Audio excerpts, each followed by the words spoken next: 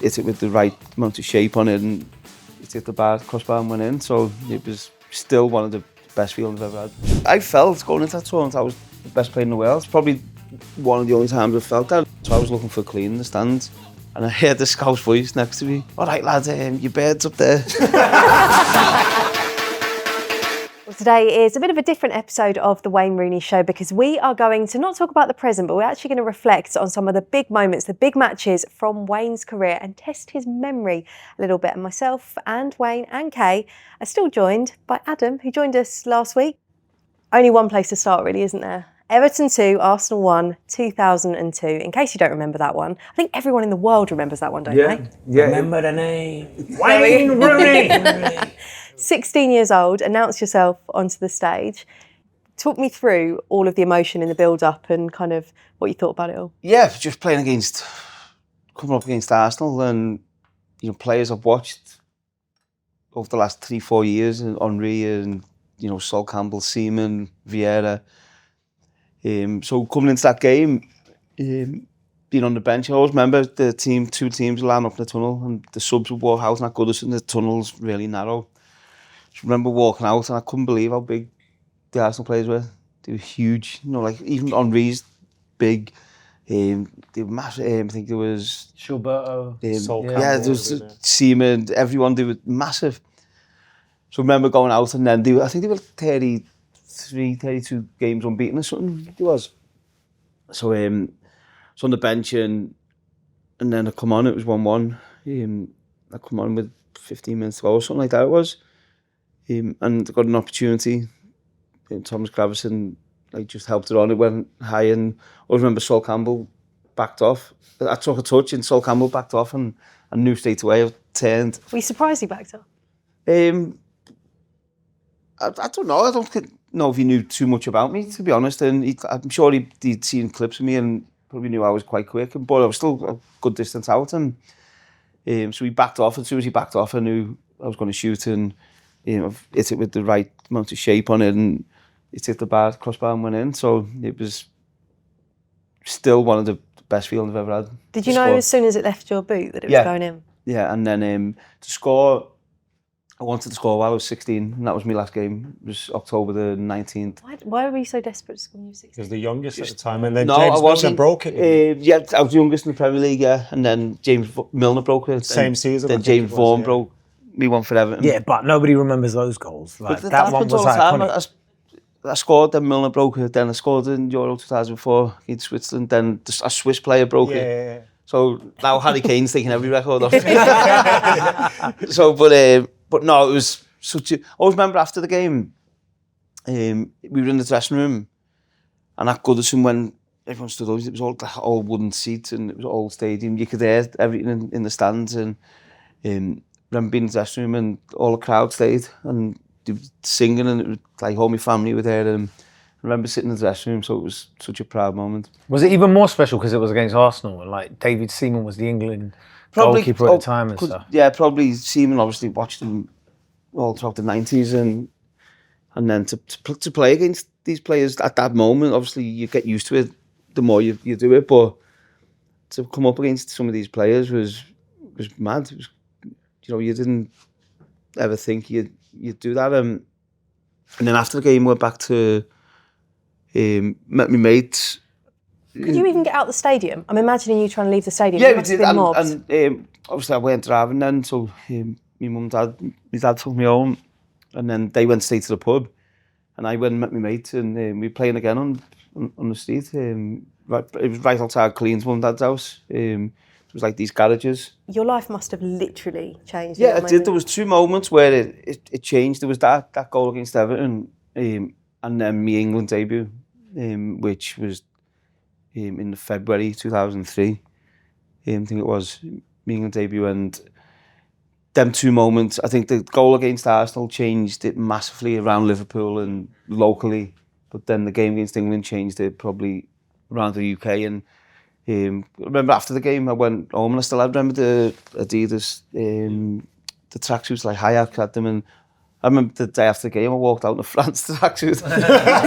And there was a photographer, which I'd never Was that when that kind of thing started after that game? And then so yeah, it was a mad about a few months. So everyone knew you were coming up and you were coming quickly. You're going to be one of the best young players about. Like everyone kind of knew through the FA Youth Cup, things like that. But when you go onto the pitch against Arsenal, who were they champions at the time, or at least one of the best teams? They were 30 unbeaten. Yeah, so you go onto the pitch against them. Do you know you can handle yourself, or do you surprise yourself as well in that moment?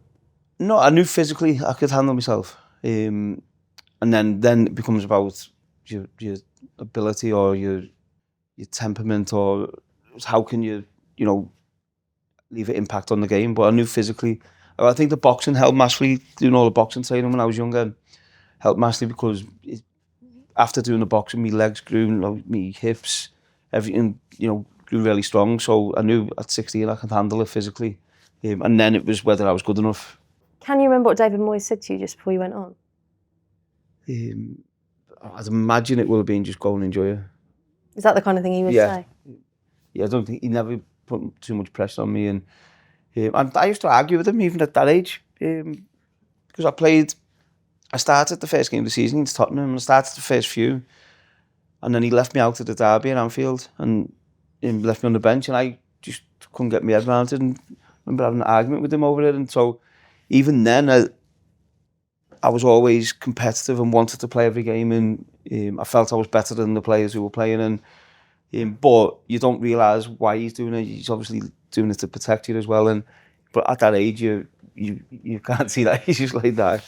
Had you visualised scoring a goal for Everton? Like before then, I feel like you were so confident. You probably always knew that moment was coming, or you believed in yourself. And I'm wondering if you'd visualise a celebration or what you'd do, and if you actually did it. No, I'd never visualised celebrating, but I'd always visualised a game before, and I've done that my whole career. And so yeah, I'd visualised, probably not as good as the goal I scored, but yeah, and I've never practiced or visualised celebrations. I think that they just happen. What about the boxing one?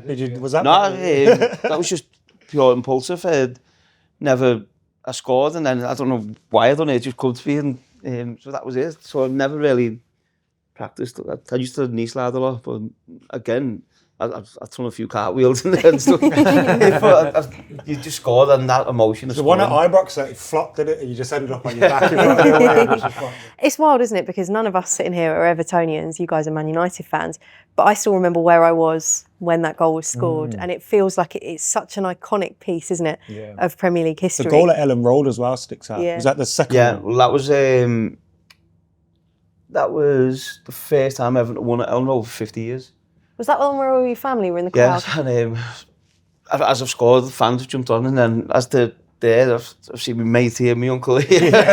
So everyone on the pitch. So got a great picture of everyone on the pitch. It's weird because everyone knew about Wayne Rooney from an England point of view. Yeah. We knew he was coming through, didn't we? And it was like, is he going to live up to the hype? It was that Euros, wasn't it? It was like the game against France. Yeah, I think you checked Lilian Thuram at one point, and he looked at you like, who's this kid? Like that's just bodied. Like you just bodied him. It was nuts. Yeah, but there was a confidence about you as well. Yeah, there was a confidence about you at that age as well. Where I hadn't seen it. I mean, people talk about Michael Owen, but at that age, I don't think nobody had seen anything. Let's not reopen the Rooney. No, I know, but like nobody.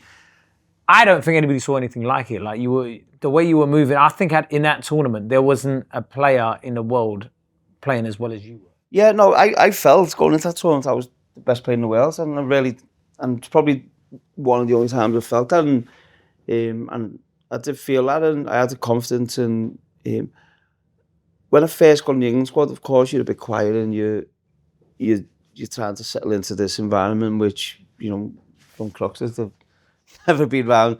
Next thing I'm sitting with David Beckham or Guy Neville, or the players you've watched growing up, and so once you get confident and comfortable being in that environment, then you try and stamp your personality onto it, and I didn't care whether it was David Beckham or Michael Owen. I'd say what I felt, and I had a belief and confidence within myself, and that I was good enough to be there, and I felt if I'm fit and I'm playing well, we'll win the tournament. I felt that before the tournament, and I think if I would have stayed fit, I really believe we would have. So whether I was 18 or not, I felt this tournament. Do you think that ever changed as you got older?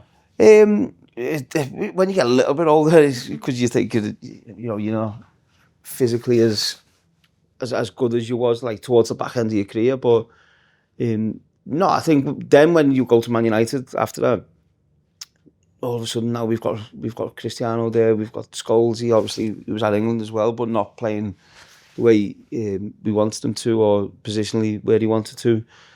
And you've got these like top players who I think we were trying to win the league, but we still think we knew we were a couple of years away from it. But we throughout 2006, probably to 2009, we felt unstoppable as a team. I think and me personally, I felt physically probably the best physical shape I was in.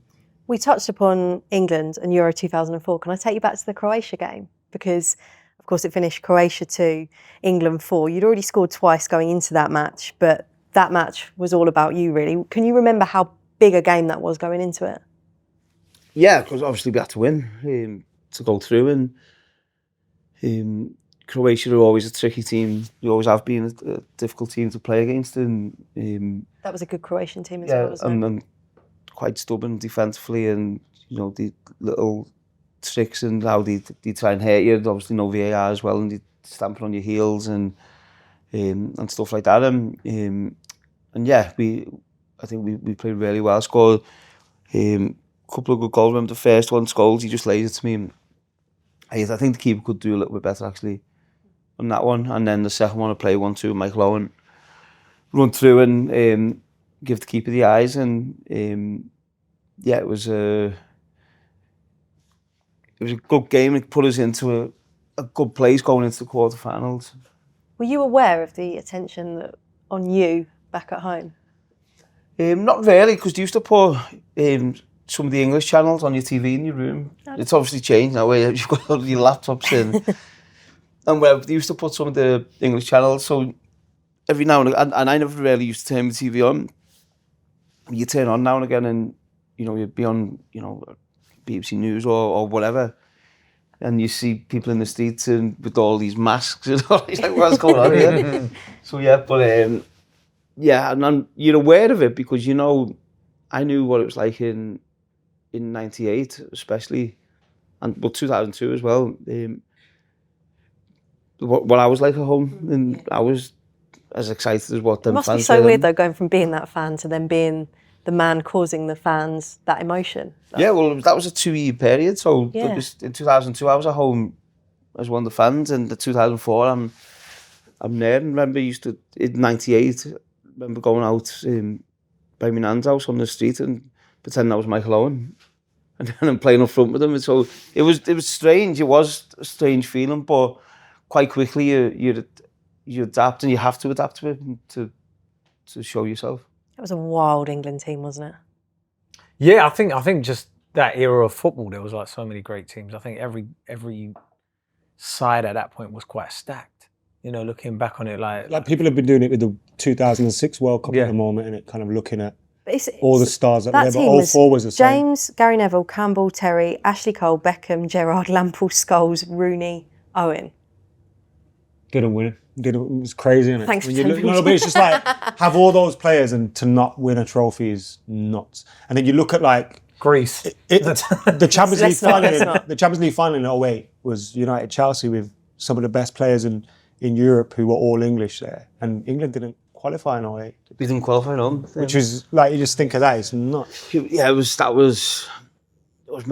was Croatia as well, the last game. I didn't play. I can't remember, I was injured or suspended actually. And then it was mad because we got married in 2008, and so I'm thinking, go to the tournament, come back after the tournament, you've been eating well for a few weeks, you'll be in good shape. Pre-wedding diet, perfect. You'll be in good shape for your wedding, and then we didn't qualify, so all of a sudden I've got I had to get a bigger suit. Jesus, but yeah, no, that was mad. I was under Steve McClaren, and yeah, to not qualify. I think nowadays it is a lot easier to qualify. There's so many different ways you can you can do, and you get so many different opportunities. And but to not qualify, that was embarrassing really for all of us. Can we talk about the two? You mentioned the Champions League final then, didn't you? Back in 2008, that one was pretty dramatic as well, wasn't it? Yeah, it was a strange feeling actually going into the final, because in a strange way, not that you want to lose, of course you don't, but you can handle losing to Barcelona in Champions League final, especially that Barcelona team. There's no shame in that. But I don't think for a few of us, losing to Chelsea would have been so difficult to take and to get over. We were meeting up with them 2 or 3 days after the final, and with England, and to meet up with Lamson and JT and Ash, and if they'd won, would have been so difficult. And it was a long day. It's obviously over in Russia. And was that the Sister Act day? Yeah, I think it was 11 o'clock kickoff, something like that. And I had so much time in the afternoon, and I'm fidgety, and you'd like, do you sleep? Do you?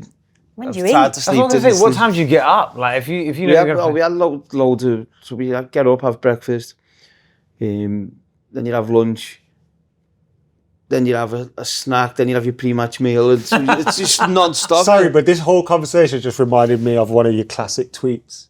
Remember that one at kickoffs at 12:30? Just eating pasta in the morning. It's not nice eating pasta. Yeah. But even Louis van Gaal's first game, Swansea, Old Trafford, we lost 2-1. And that was 12:30, 12:45 kickoff, whatever it was. So normally you get up, it was 12:30, you go and have your pre-match meal at 9:30, which then you're having your pasta and whatever. So you'd be up for probably 8:30, get yourself ready to go and have your food and whatever. So Van Gaal thought it was a good idea to get us up at 7:30. And yeah, balancing board here, and you're in twos with balloons, heading balloons to each other. Oh, and he wanted to switch your brain on. And you're like, don't get us up any earlier, come on. So anyway, he done it, and then we lost. In some ways, it was a good thing we lost, because he didn't do it again. Then we battered everyone in pre-season. It was like Liverpool, Real Madrid. Yeah. We all got battered. So, but yeah, going back to the final, it was such a long day. So I remember, I love Sister Act, and so I watched that again.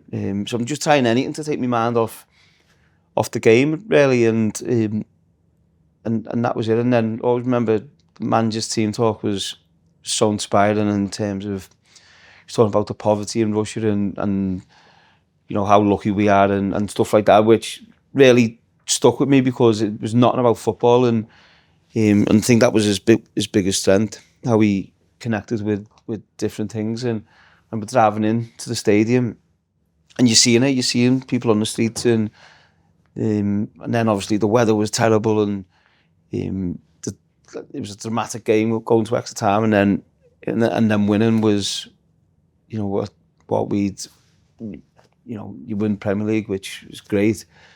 And then to be the best in Europe was such a proud moment for all of us. Can you remember the feeling lifting that trophy?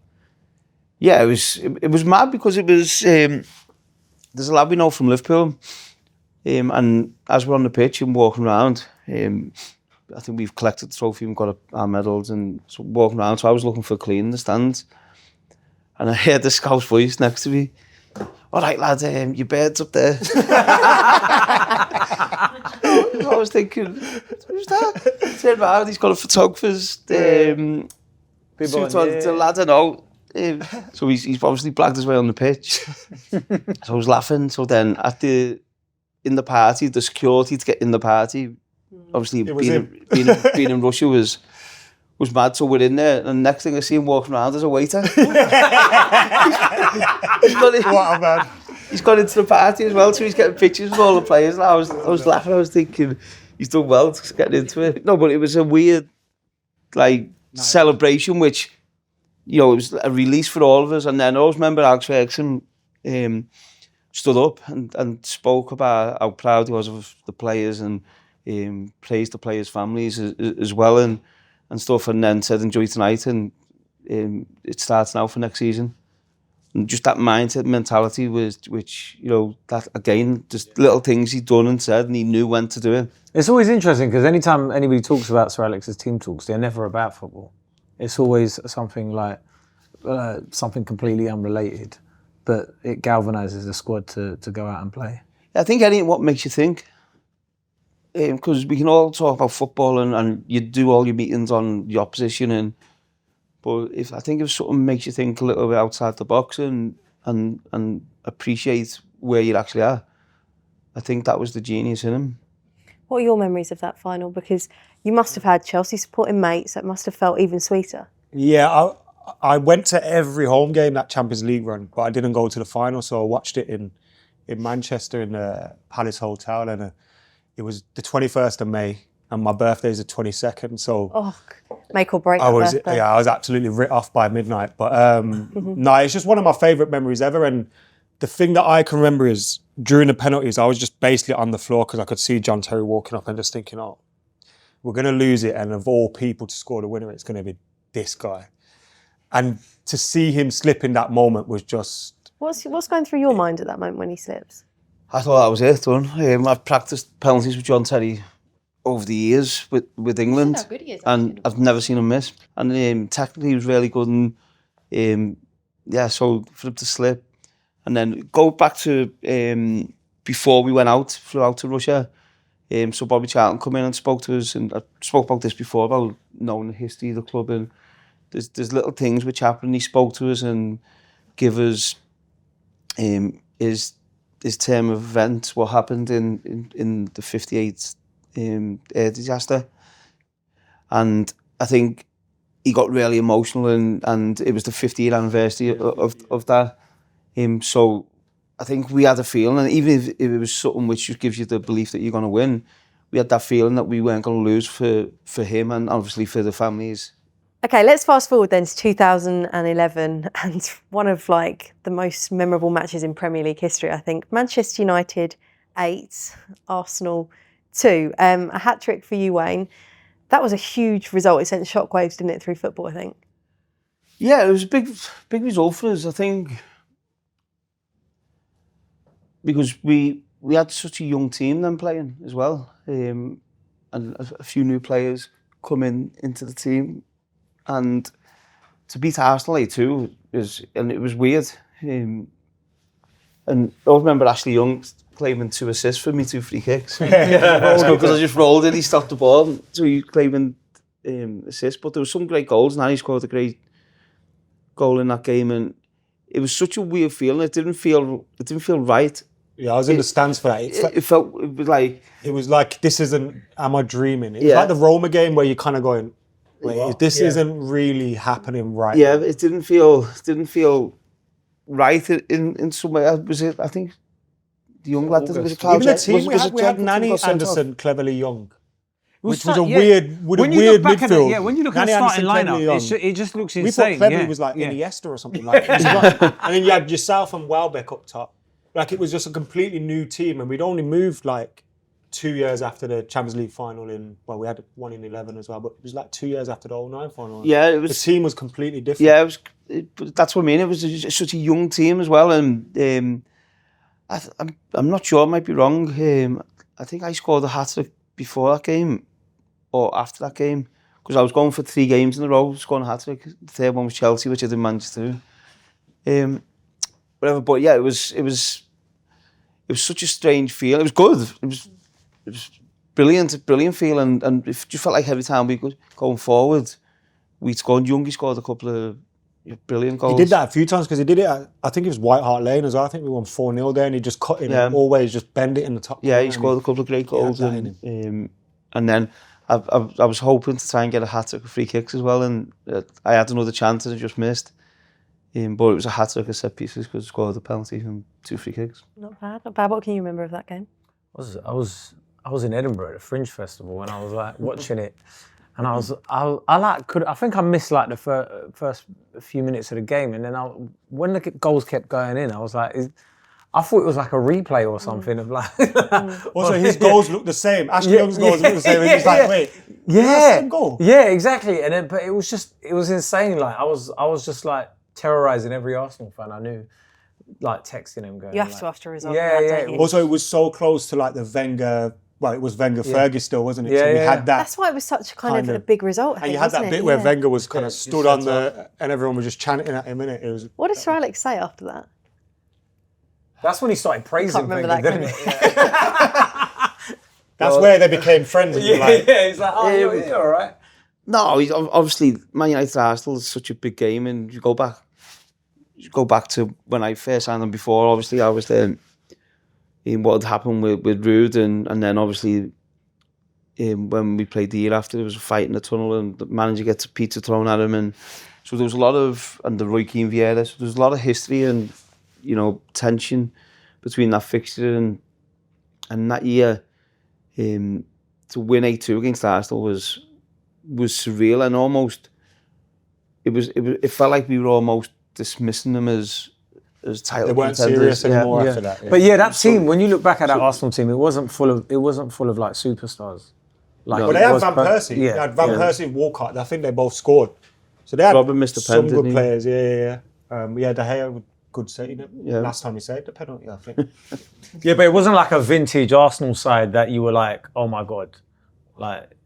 No, but when they had Yeah. Wenger, they always felt like a team. And Yeah, like we said, we had a new yeah, team. The It was young like, lad Jenkinson got sent off. yeah. Carl Jenkinson. Yeah. I think that was his debut as well. So even lad, like yeah. things like that where Was it Chesney? I felt for him as well, on his debut. What was Anderson like? Because from that game, there's a picture where you're taking a free kick and he's staring at the goalkeeper, just like putting him off and having a laugh. What were you like around the place? He was a funny guy, Anderson. He just couldn't play 90 minutes. And There's an image of him with like an oxygen mask on the benches in there. Like. no, but Anderson was a funny lad, great lad and great fun. And had so much ability, but just couldn't get himself fit enough to. So if he played, you'd know after like 50 minutes, 55 minutes, you'd see him looking to the bench with his mouth open, he's breathing heavy, and that was just a shame because if he could. Well, why couldn't he do it? Because his first season, he was nuts. Yeah, I think it was just I think naturally he's a big lad as well, and then probably just a bit of a lifestyle. Yeah, is it like he comes in the first season, he's a Premier League, Champions League. He's also Brazilian. Yeah. It's party time. Yeah. Like, Brazilians after 30, that's it. It's done. But before then, like you think he'd have a bit more drive in him to. Yeah, no, listen, he tried. I remember me and him were injured at the same time, and we'd done a run with the fitness coach, and he couldn't finish the run. It was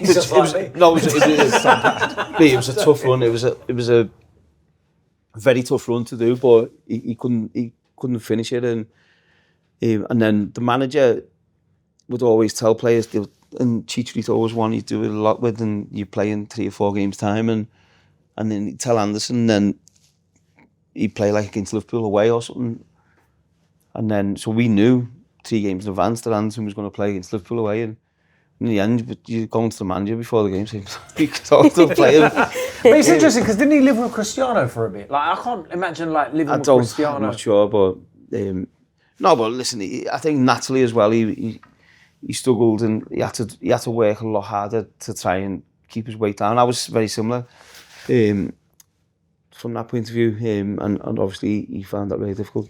Can I just ask you, going back to that 8-2 game, finishing off that chat, where does that rank amongst your hat tricks? Yeah, I think it's different because obviously there's 2 free kicks and then obviously a penalty. So yeah, it'd be up there. Of course, the Fenerbahce one is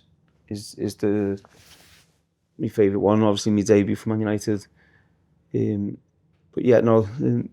They're all hat tricks. I remember one against Bolton, which I really enjoyed. I hadn't scored for like 10, 11, 12 the West games. Ham one was good as well. West Ham as well. When I got banned for 2 games, FA done me there. Do hat tricks feel less special when like other people have got on a score sheet, but when it's just been yourself, like? No. No, I'm just saying, like, you know. The only time, You want it to be 3-0, you hat trick. the only time I've ever felt that was when. Do you know why I say that? Because Kai had a thing. Remember when, like, he put up an Instagram story. Last 5-4, scored all 4. It's like, nice one. No, the only time I've ever felt anything like that was my first game at Anfield for United, and we won 1-0. And I'd scored in the cup. That's so good. Scored in the cup, and then. Like a 32-10 flying over your head. I remember thinking, like, the last few minutes, thinking, I hope no one else scores. Because I just wanted it to be my goal. You did that twice, though, didn't it? Yeah, and then I've done it under Van Gaal as well. So it was. But then do you remember when you messed Matter up?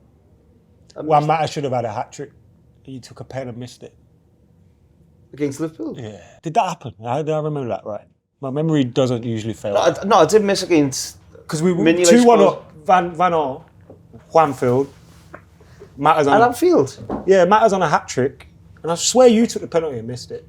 Yeah, I honestly must have forgot about it. I like that. That's a great skill, that. I honestly must have forgot about the things that I've failed at or they embarrass me, they live in my head rent-free forever. I'll be at 3 a.m. Oh my God. And you just... It's gone. Yeah, but when you've had that many good moments, like, it just buries it, doesn't it? Yeah, it being at Anfield as well, and it definitely will have been. Seen that movie Inside Out? Yeah. So it's like one of them where the memory comes and you throw it in the bin.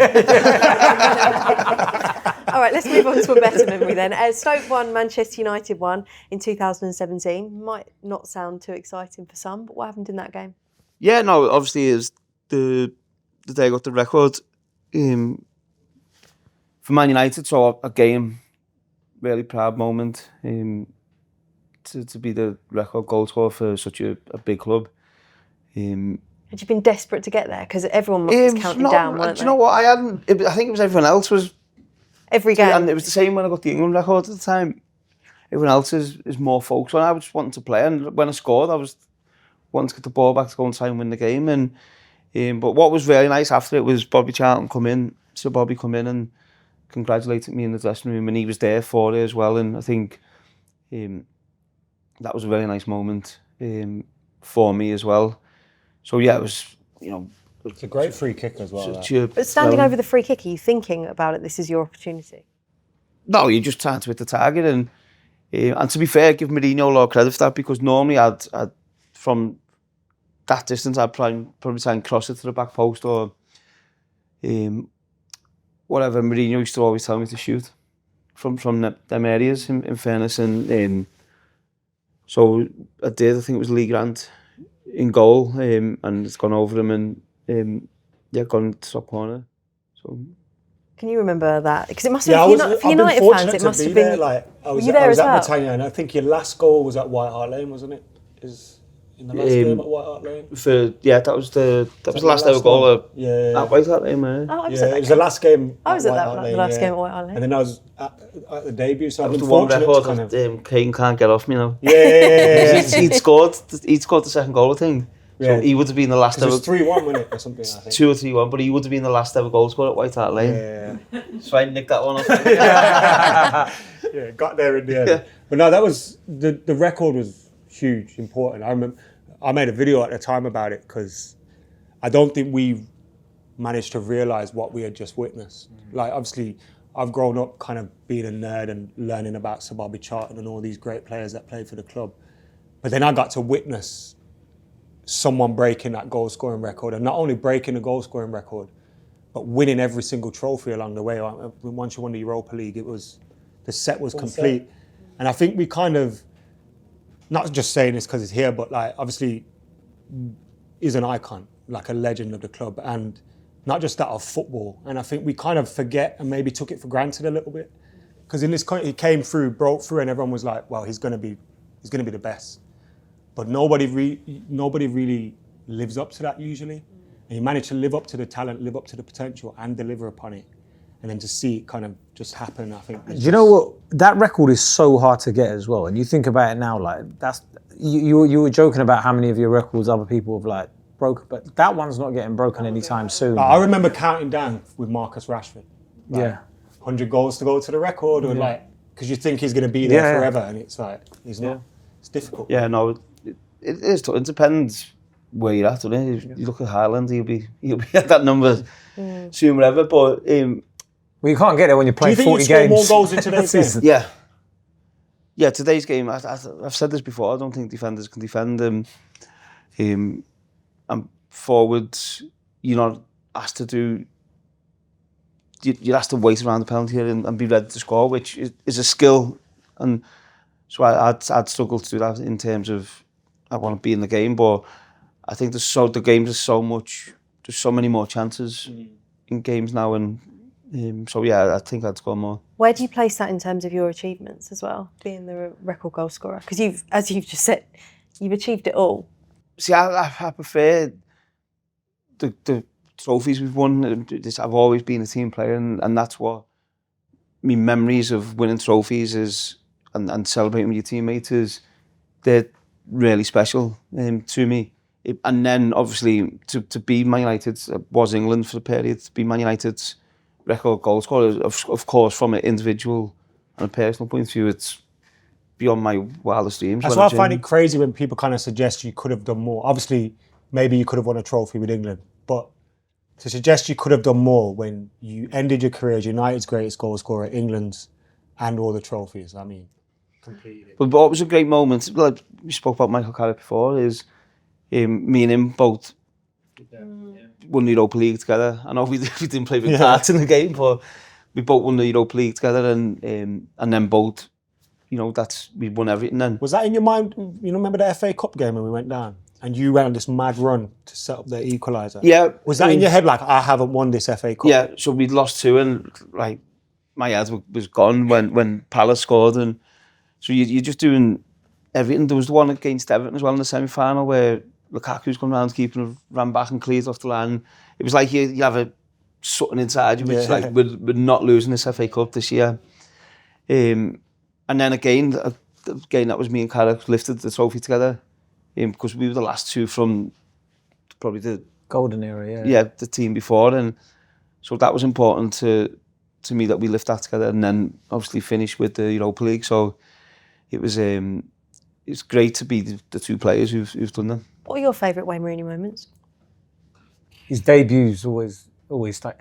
Anything in that number 8 shirt for me was just phenomenal. Mine is I was in the Stretford end when he scored that volley against Newcastle, and I think that epitomises you as a player, like arguing with the ref, giving him all sorts of grief, and just smashing it top corner. I think that's right. And he didn't even look happy after he scored it. Like, he was still angry. Nearly broke my jaw. That's why. If you watch it when he comes into me, he whacks my jaw with his shoulder. Yeah.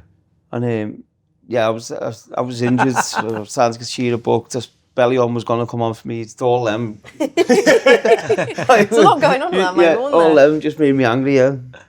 There was a few nice little chips and stuff as well that I remember. You used to try that chip all the time. I remember David James got it a couple of times. Like David James got it, I think in the Cup at Old Trafford. Yeah. But then towards the end of your career, you used to try it all the time. He's like, here he goes again. Yeah. Try that dink. Fergie, the manager used to go nuts at me all the time. Whenever, so when you do score, you give him a little glance. Didn't you score? I think you scored 2 in one game like that once as well. Yeah, I think it was that Portsmouth game. Yeah. I think. So that Portsmouth game, or Borough, was it? Before the game, the Borough one scored the chip and then the volley. Yeah, that must be. That was in the FA Cup. But against Portsmouth before that game, this was the FA Cup as well.